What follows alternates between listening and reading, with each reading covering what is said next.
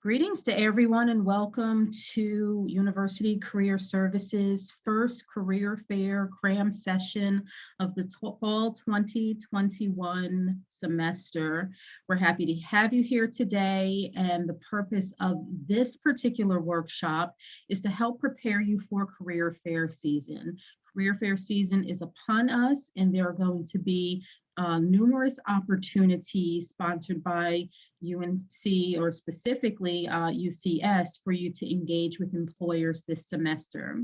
So that will be the purpose of today's discussion, to make sure that you feel comfortable with preparing for any career fair, specifically the fact that most, if not all, career fairs that you participate in will be virtual this semester. And so we'll give you some tips and tricks as to how to engage with employers in any environment, and then most particularly in a virtual space.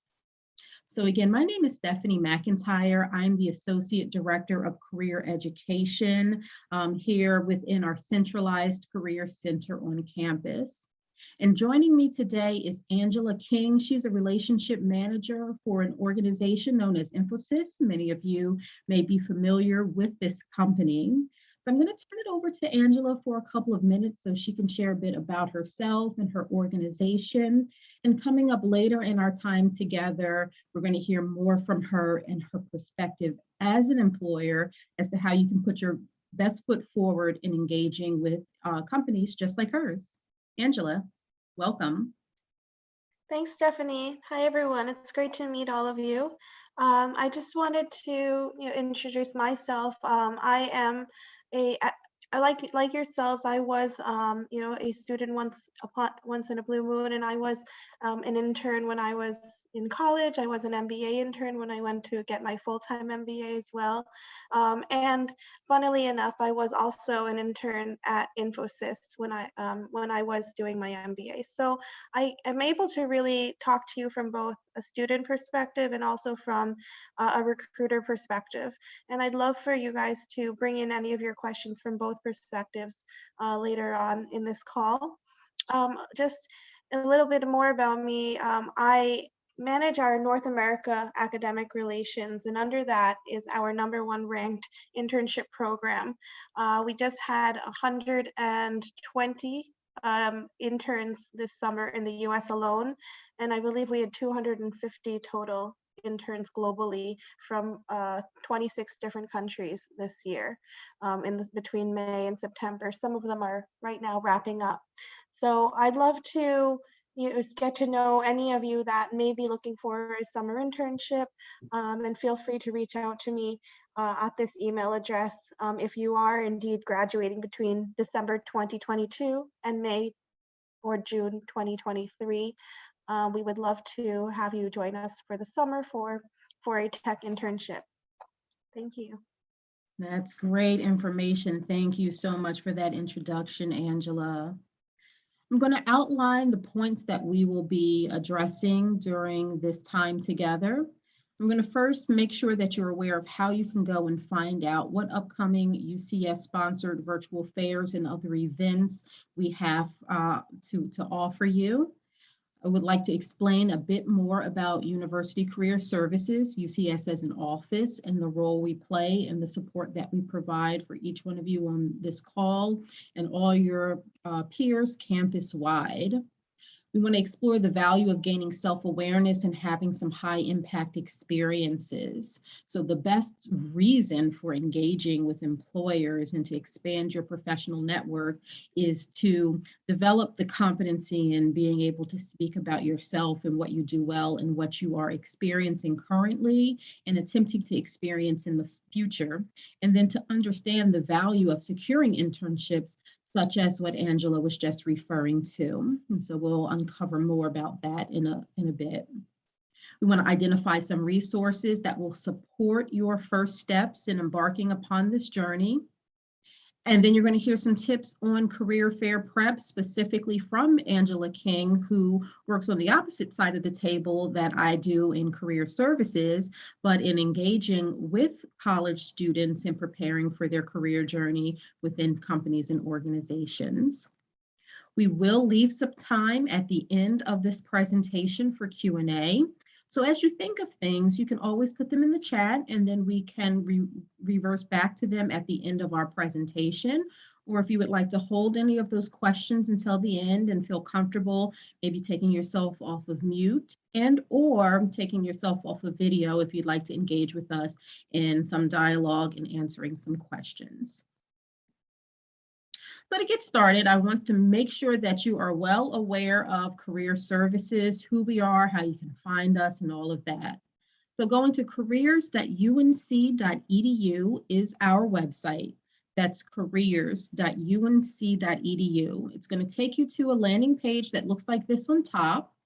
But then once you see this, if you click on news and events, it'll take you to our upcoming events. And so screenshotting this, look what comes up right away, exactly what we're engaging in right now, this event, the Career Fair Cram session today, the 25th. As you search for further workshops and events, it will outline our future career fairs and workshops that we would love for you to be in attendance for. Some of those outlined right here include our part-time job fair coming up on September 14th, and that's for on-campus and in-community part-time work that can provide you with, number one, some income right now as a current college student, but some ability to engage with the local community and expand on some skill sets that you need right in the here and now.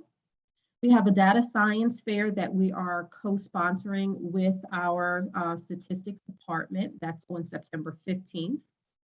Our staple event for the semester is our all majors career and internship fair, which is going to be September 16th. And then later on in the semester, you're going to see in October, we're going to have our graduate and professional school information fair, followed up by our law school and then our master's and doctoral fairs in November. All of these events will be virtual and all of these events will be hosted through our Handshake platform.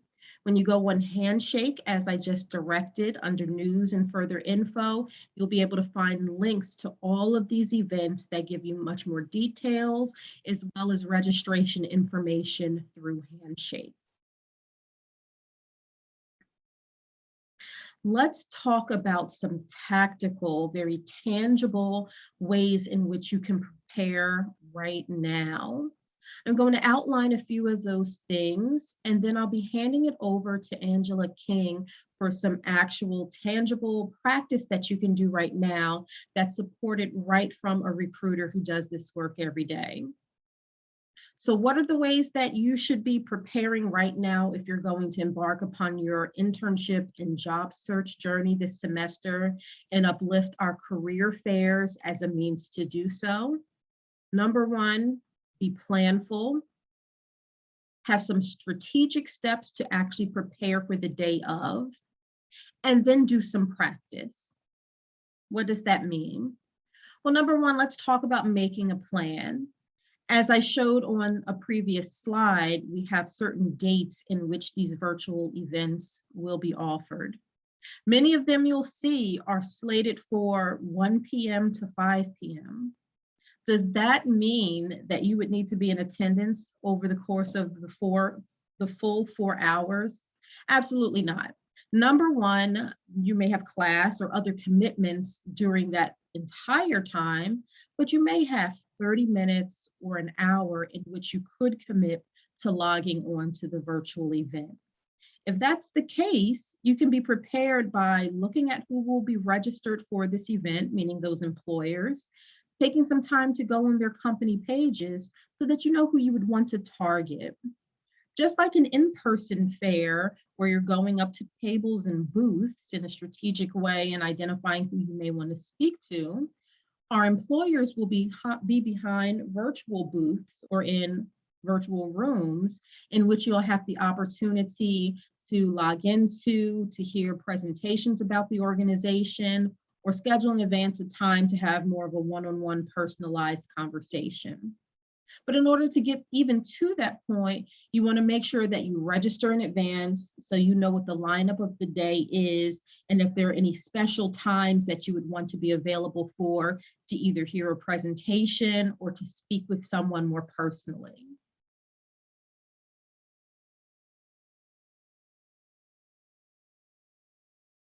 I believe I already went through that.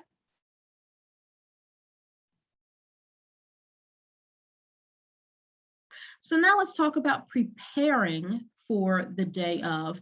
What are some things that you can do to really make sure that your physical location and your confidence is at its best for that day? Number one, we're in a virtual environment, very different from showing up physically dressed appropriate, and that's the only thing you would have to worry about. Now you have to think about where you're going to be properly seated. Are there any distractions around you? Are you going to be connected to Wi-Fi in order to have a conversation with someone through the computer? Well, you can do a few things. Test out some virtual backgrounds if you're in a space that maybe would be distracting to the person you're engaging with. Test your equipment and your Wi-Fi prior to the event. You don't want any hiccups or anything that can frustrate you during the time in which you're planning on meeting or speaking or learning from an employer. Appropriate dress is still a must. While you may only be seen from the waist up, you still want to make sure that any employer or company representative that sees you and engages with you on the day of sees you as somebody who's taking this opportunity seriously. Now, there are opportunities for you to turn your camera off, and that's a complete no judgment zone if you're in a room full of others and you're simply hearing a presentation. But if you're taking further time to schedule a one-on-one opportunity on the day of the fair, you may want to think in advance as far as your physical presentation to present to that employer that you are appropriate for this occasion, which is at least semi-professional or casual, professional casual for the day of this type of an event. I always encourage you to think about prioritizing your employers of interest, and that can mean a few different things. If you're up against a time crunch, you may want to make sure that you get right to the company reps that are of your choice. Or if you're thinking from the perspective of maybe a little bit of nervousness and maybe want to try to engage in some dialogue that may not necessarily feel as challenging for you, maybe with employers that you know a little bit more about, or maybe isn't your top-notch one. So that by the time you're warmed up, you'll be able to hop into that room with the company rep that is truly the one that you are focused on, and you will feel comfortable and confident in selling yourself and telling your pitch. We'll explain that in a little bit, and that's something that Angela is going to unpack for us today as well, so that you can think about exactly what it is that you'll be saying to the company rep. So that leads us to this component of practicing. So now you know the logistics of what event you're going to show up to, the time of the event, what time slot you can make available for yourself. Whether or not you want to attend presentations or actually have more of a personalized conversation with someone is completely up to you. And now that you're to that point, you know you're going to be presenting yourself well, your backgrounds are not distracting. Now it's time to think about not how you look, but what it is that you're going to say, the most important piece for any employer. So you want to introduce yourself through what we call a pitch. An elevator pitch means if you think about a very quick ride on an elevator, you don't have a whole lot of time for conversation with someone. So in the same way, you want to think about a 30-second, give or take, opportunity just to give some really quick highlights to someone to really hook them into wanting to have a little bit more conversation with you and being intrigued by something that it is that you're saying. Just as much time as you want to take to come across as interesting to this individual, you want to be seen as interested in them what they have to offer, maybe their perspectives and experiences within that organization. So you want to make sure you ask them really good questions. And there's no way that you can ask them really good questions unless you've done some research on that organization ahead of time, meaning take some notes on the employer, their company, maybe their mission, vision, values, what job opportunities they have currently available or internship programs, so that you can go back to your notes in real time during that engagement to maybe jot something down that that employer is saying to you that is pertinent. Feel comfortable and confident in asking them if you'll be able to follow up with them later, how they prefer to be followed up with, and maybe a timeline. So you'll be able to jot down that information around their name, their email address, maybe how to connect with them on LinkedIn, and then think through when would be an appropriate time for you to get back in touch with them. Maybe by telling them that since the amazing conversation that I had with you on the specific fair and that specific date, I have now gone back onto your careers page and formally applied for your internship program. That now gives them something to do with that information. Number one, you were specific enough with them so that you're memorable, because as they're speaking to many students over the course of career fair season, you following up in a timely manner, giving them the specifics of your conversation, and then what you've done with it can really incentivize how they may want to move forward in relationship with you. And part of this practice means speaking to what you already know about yourself. We've started off this conversation with the value of self-awareness. Part of being able to deliver a pitch means that you already know what you do well and what your skills are, and how you want to deliver that to someone in a way that's going to be of value to them, because you know what they're looking for and you know what their organization is about. And it's okay for one of your questions to be, what else are you looking for in top candidates? What are some things in UNC Chapel Hill students that you really see are great about us? And how can I demonstrate that to you? That's just an example. So now narrowing it down to even more details, the anatomy of a pitch. What are certain things that are just musts that you want to have in that quick introduction to a company representative? Your name, your year of graduation. You're a sophomore, you're graduating in 2024, and you are a history major, whatever it may be. Tell them a little bit about what you have done and then also what you want to do. So maybe you work on campus, you're a work-study student. Or let's say maybe you have just been introduced to some clubs and organizations and you're deciding to get involved in one or another, maybe to develop certain types of skills. Maybe you can let them know that you desire to have an internship at a specific type of organization next summer. And then ask them some questions about their organization that may align with what you're doing right now and then what it is that you're seeking to do in the future.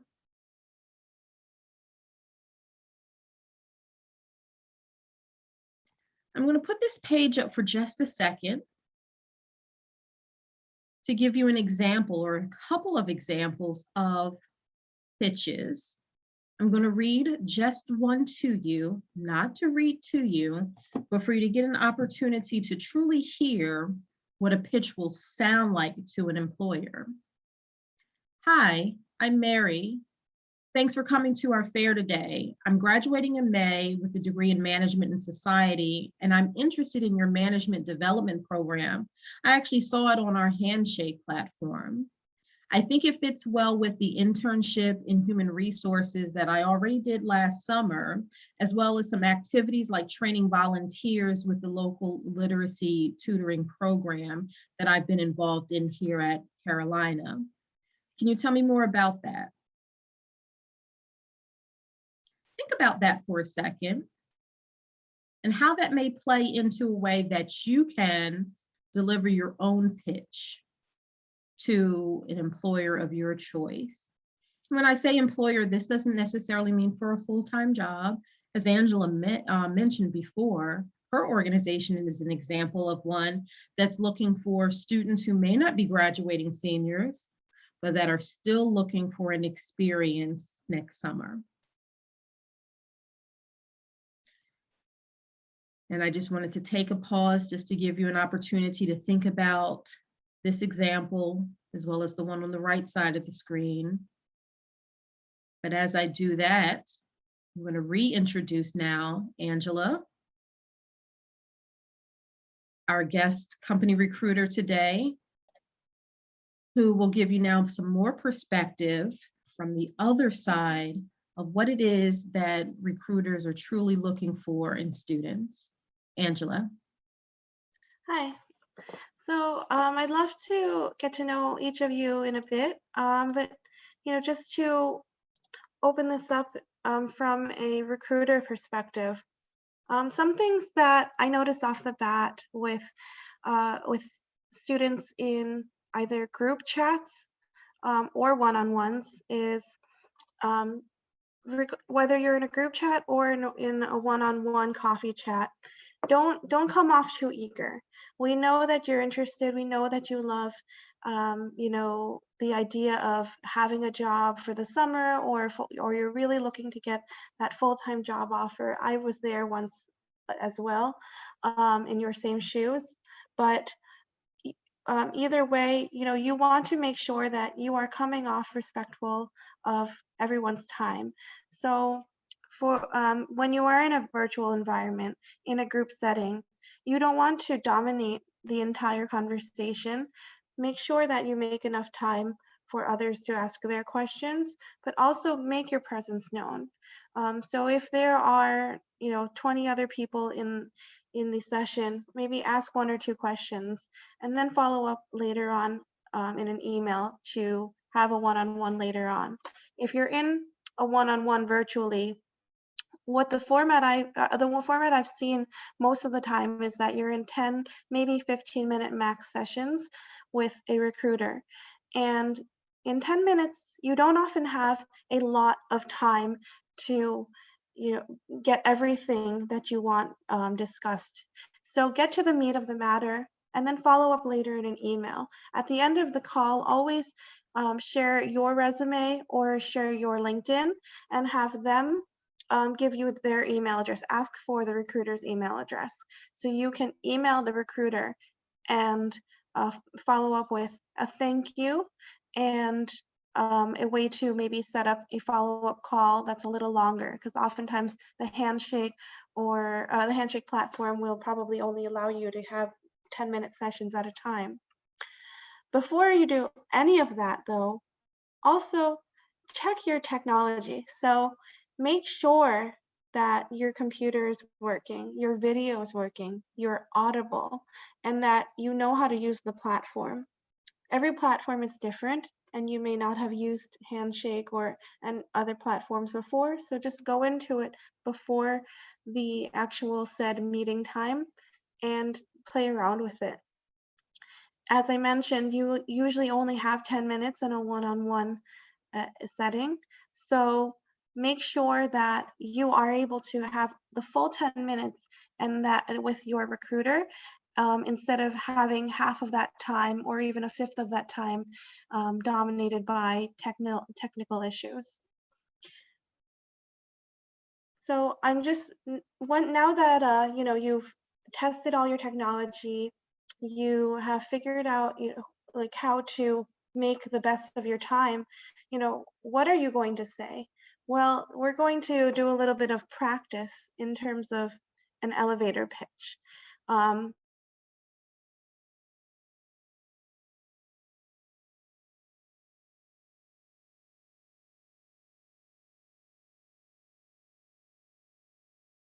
Oops. I think when I muted others, I muted you by accident, Angela. My apologies. Hi, no worries. So where did I end? Okay, well, I'll just continue. So we're going to practice an elevator pitch with in front of this crowd.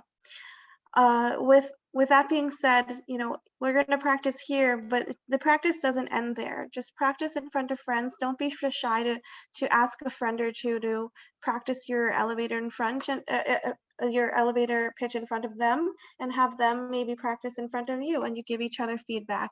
Also, you can practice in front of a mirror. I know it sounds silly, but practice makes perfect. So I'd like to maybe pick like one or two people who might want to practice an elevator pitch. And I'm happy to share maybe an example of an elevator pitch as well. I know you already saw one.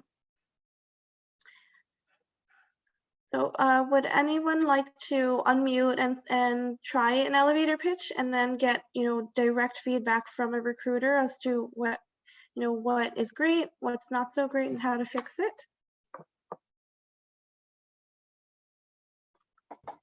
Would this involve a script or like? No, Evan, you can kind of do it off the fly if you'd like. Okay, sure, I'll try. My name is Evan. I am a junior and I'm projected to graduate in May 2023. And I'm heavily interested in investment banking or private equity.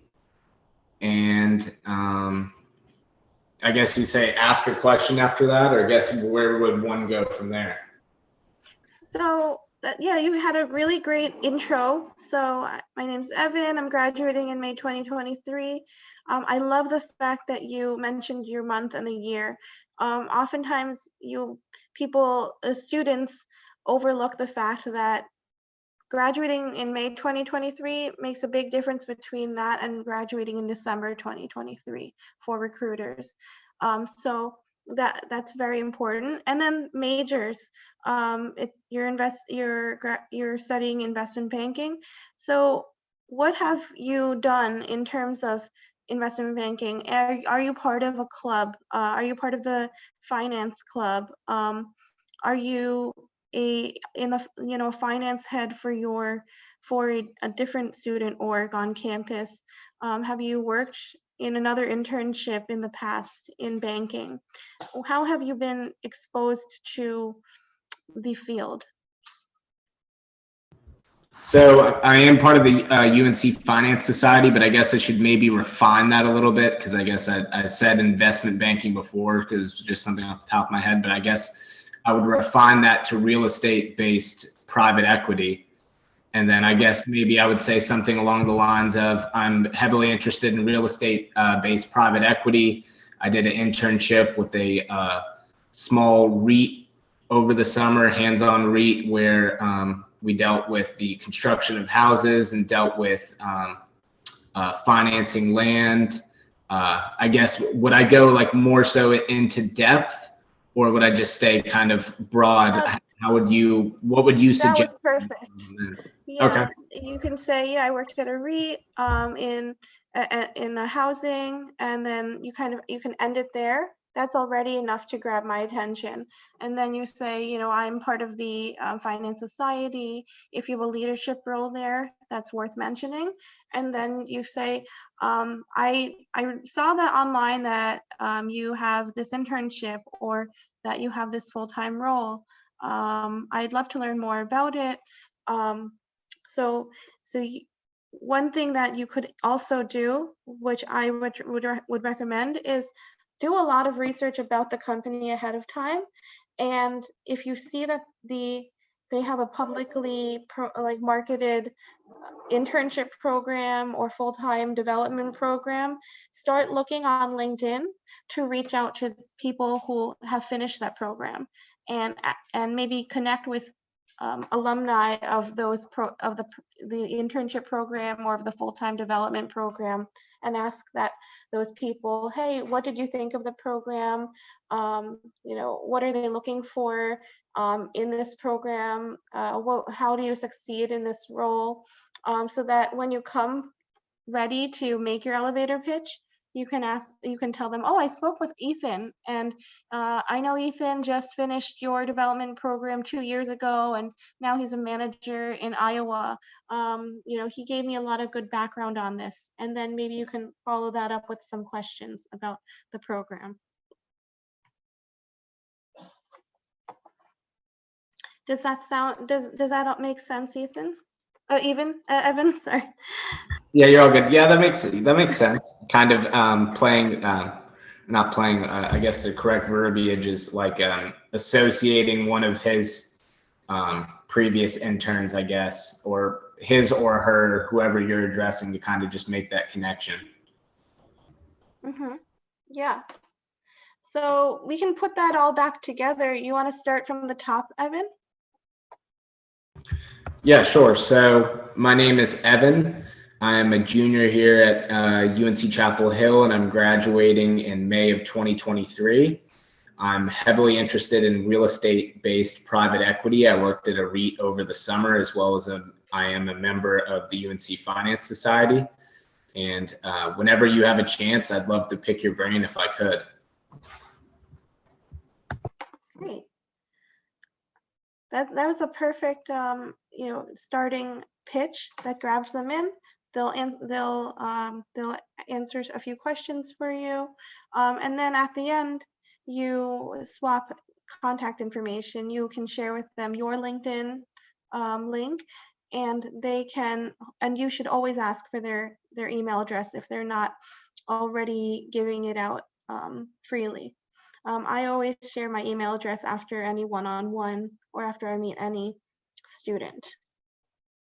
But make sure you always ask for them. Oh, sorry to interrupt. Would you suggest business cards? Business cards are great if you're in person, but because you're virtual, probably LinkedIn and email are the best ways to swap information. Unless you're in person, yeah. If you're in person, I would say business cards, or have you ever seen the QR code on LinkedIn? So this is kind of a great contactless way. I don't know if you can see that, but that's my LinkedIn QR code. And someone can just scan that with their phone on their LinkedIn app, which most recruiters already do have, and they'll be able to automatically add you on LinkedIn by scanning your QR code. So those are two ways to do that in person, because a lot of companies are going paperless and trying to be more sustainable. Business cards are starting to get phased out. So if you do have a business card, that's great, but sometimes your recruiter might not have a business card to give you, and you might prefer to get their contact information by scanning their QR code on LinkedIn.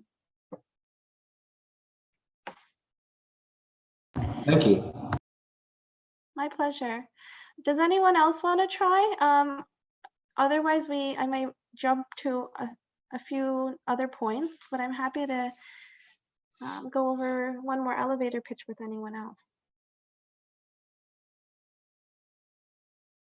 Okay. Well, great job, Evan. This was a really great, it was great to see the evolution of, your first try at the pitch at the beginning, and then how it evolved from the feedback. So thanks for volunteering, and great job. So we just spoke a lot about LinkedIn, right? One of the things that really reflects who you are is LinkedIn. You can be, lost in a sea of other applicants, other resumes, other business cards, if they're collecting business cards. But one of the things that will really help you stand out is your presence on LinkedIn. One thing that I'll share with you is, let's see, Stephanie, can I share my screen?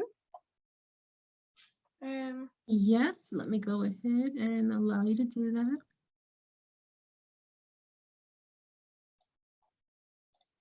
One thing I'm going to do is share with you my LinkedIn, so you can kind of take a look at it. And you should be able to now. Let me know if you can. Yes.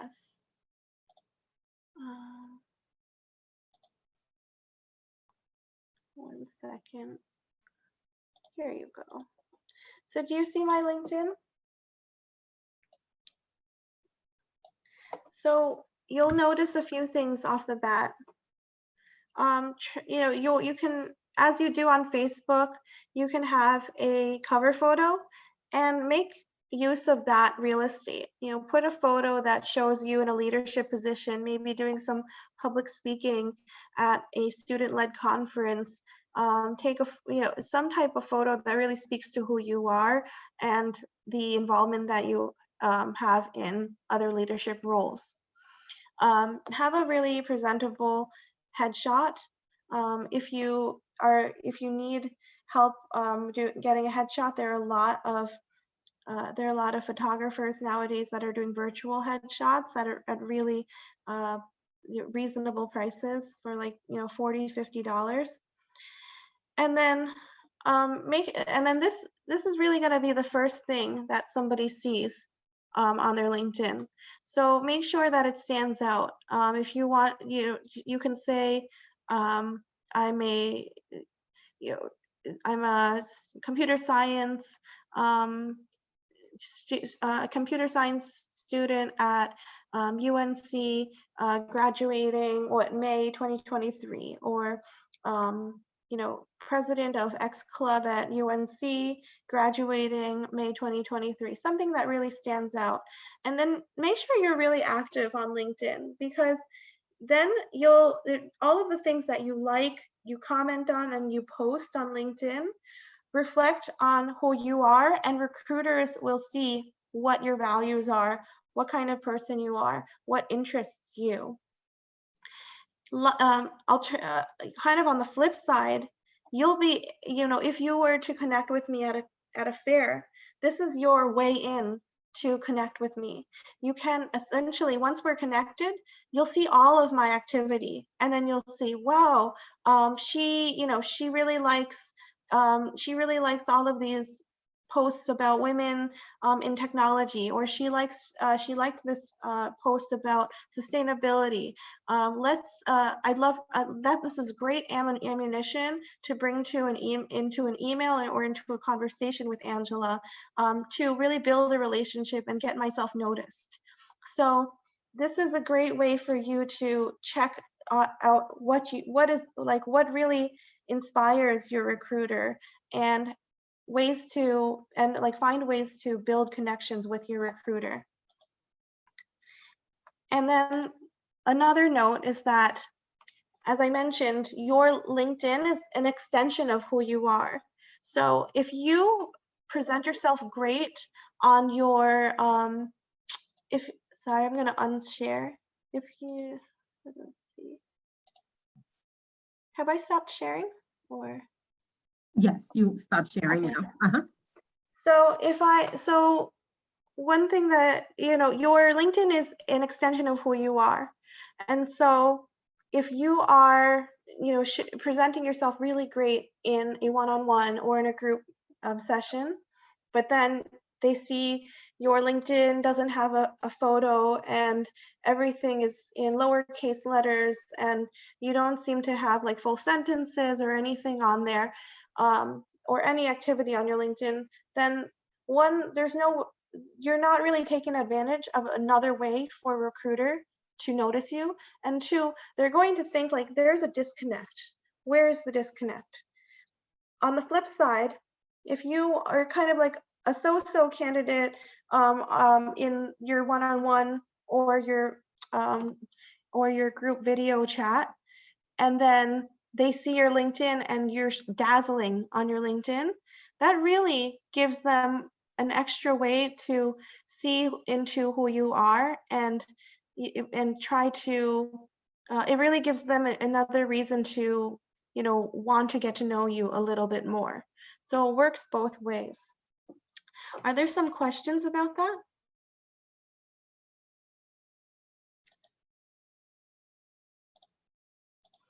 Okay. And then after, going over LinkedIn, I do also want to harp on research again. I know I mentioned this before, but do your research. going to a career fair is like kind of going to the dining hall or a buffet.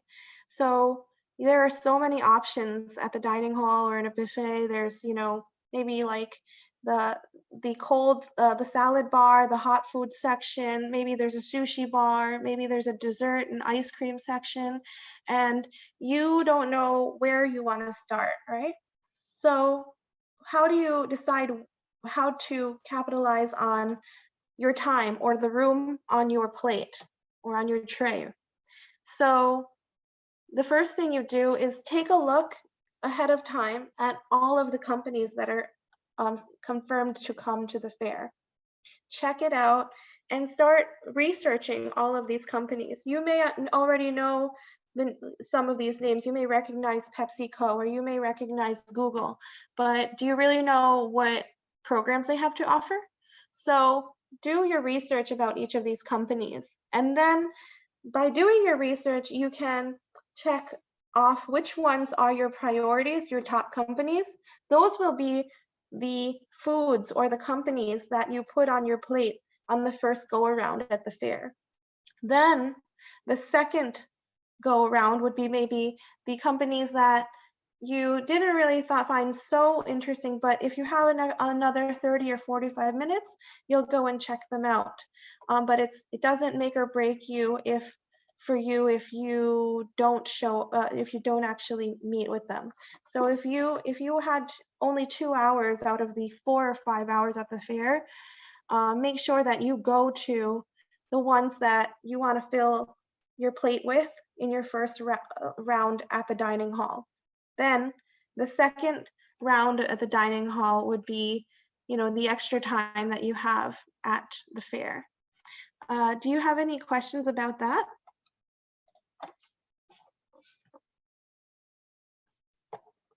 I have a similar question. It's kind of going back to what you were saying, Angela, about in an actual in-person environment, but that many organizations are going paperless. So practices before of everybody having their business cards and exchanging them, that may become more obsolete. What about actually having students having multiple copies of their resumes and actually offering their resumes? I've heard differing opinions from recruiters on that, if they are willing to or find value in actually taking paper resumes at fairs. Any thoughts on that from your perspective? Sure. So if you're talking about an in-person fair, I would take the paper resume because it actually gives me an opportunity to write notes about that student on the back page of it. So I remember the conversation that we had or the interests that they have, so we can keep the conversation going. And after meeting 40, 50 different students at the end of the day, I can refer back to my notes on the back of each resume and remember what we chatted about and how to follow up with them. However, I also do see that sustainability side because I am a huge sustainability nut. So I would try to find more like paperless ways to share your resume. But if you really, if you already have a stack of resumes from last year that you're still, trying to use and nothing's changed since then, just use what you have.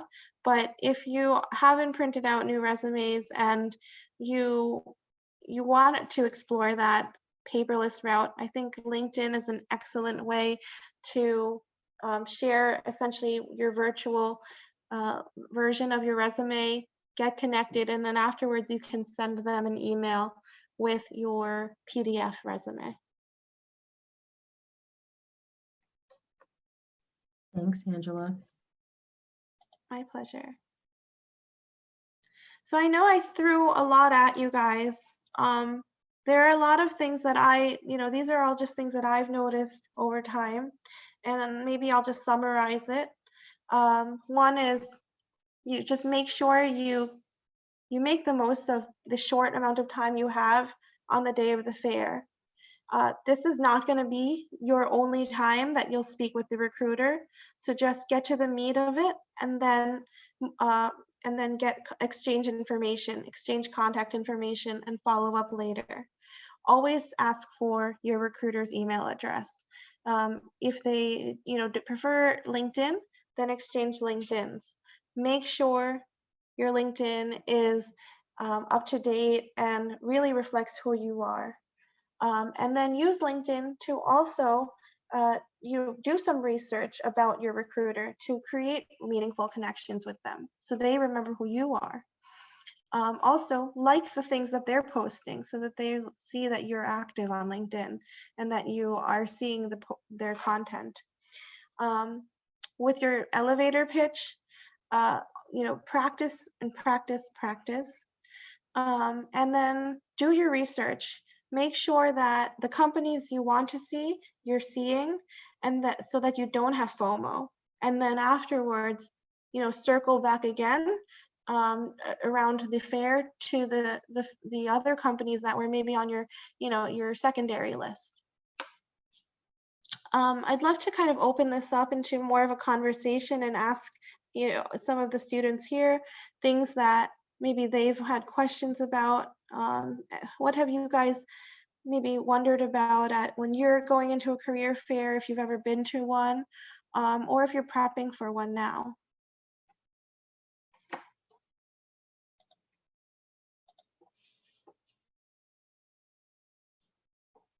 I'm sure many of you will be at either the data analytics fair or our all majors fair coming up next month.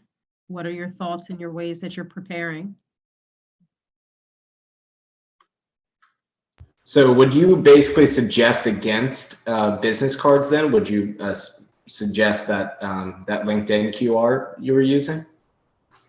I would say if you have an existing inventory of business cards, please use them, because they're already there, but don't feel the need to order new ones. Once you kind of use up your inventory, you can go ahead and start using more of a paperless method with the QR code. So if you've ever been, I guess maybe flip it around a little bit to get your perspective. If you've ever been elevator pitched before, what are some of the things you, I guess, are not attractive in their pitch that you? Yeah, usually I start the conversation off and I ask a candidate like, oh, tell me about yourself. I'd love you, and I'm very specific. I usually ask, oh, like, can you share your major, what the month and year that you're graduating, and what you're interested in. And it's one thing that is one of my pet peeves is when like I've been very clear about what I'm asking, and then they come back with a very unspecific answer. So they'll say, I'm a junior, but they don't say the month and year, even though I asked for the month and year. So if someone is asking for your information, make sure that you answer exactly what they're asking you. And if they are not asking that from you, try to be as specific as possible. Be very crisp about what you are communicating to the recruiter. So the way you introduced yourself, Evan, is great. I'm studying.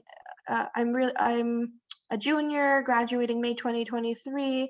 I am interested in, I think, real estate and private equity, and I'm part of the finance club. Like that was very, very crisp. I off the bat, I already know Evan is a junior. Off the bat, I already know red flags, red flags. He is a great candidate for an internship because he's not graduating right away. All of these things, I'm already very, very interested. So those are things that you should mention off the bat. I think William has a question. The follow-up process should, if the recruiter does not respond the first time, I typically give it like maybe a week before I respond again. If you were to take a look at my fall recruiting schedule, I'm booked almost every single day in September. Sometimes I'm even double booked. So if any recruiter's schedule is kind of like mine, they're juggling probably 4-hour career fairs every day of September and October. And so they may have you on their to-do list, but they are just trying to find that 5 minutes to email you back. So if you can maybe wait a week to follow up, that I think that's a good amount of time, a good rule of thumb. My pleasure. And then I would say say you emailed the person and then you waited a week, you emailed again. I would actually try LinkedIn afterwards, because if you know, look them up on LinkedIn and see if they're quite active on LinkedIn. You can actually see if they're green or red or there's no color around their profile photo on LinkedIn. If they're green, it means they're actually currently on LinkedIn at the moment. So it's a great way to check if they're very active, if they're posting a lot, and that way you can send them an in message or a message on LinkedIn and say, oh hey, I just wanted to follow up because I'm so interested in this internship that you have. And then see if maybe LinkedIn is a better way to reach them. Thanks, Angela. We have time for one more question. Is there anyone else who would like to chime in?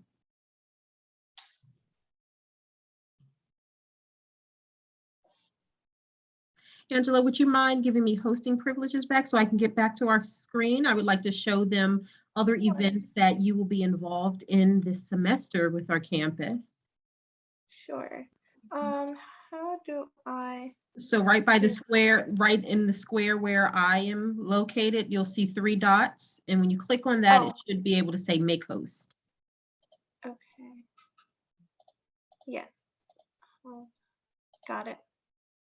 Wonderful, everyone.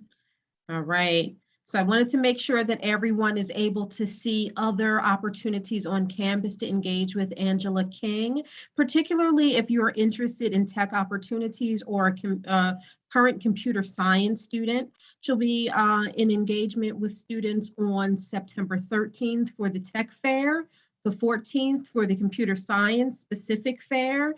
On October 26th, the undergrad tech club will have a talks opportunity, and then the end of the semester on November 19th, there will be some office hours. And Angela, is that going to be specific for computer science students?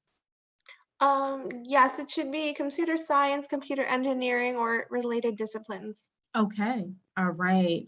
You will find Angela's email address in LinkedIn on the bottom of the screen. What I'm actually going to do, because this isn't clickable in this format, so I'm going to go ahead and copy and paste that into the chat so that you have an opportunity to follow up with our amazing guests from this afternoon. We really appreciate having you here today, and we're thankful for you taking time and giving us some perspective that sometimes we don't always have, but getting it right from a company representative is very helpful as students and us as career professionals prepare our students for career fairs.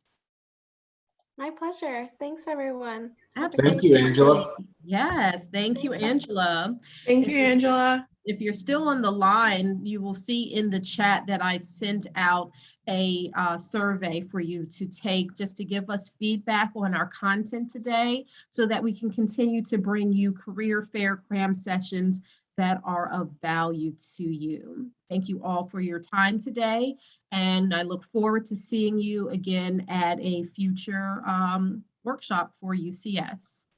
Thank you so much for your time today.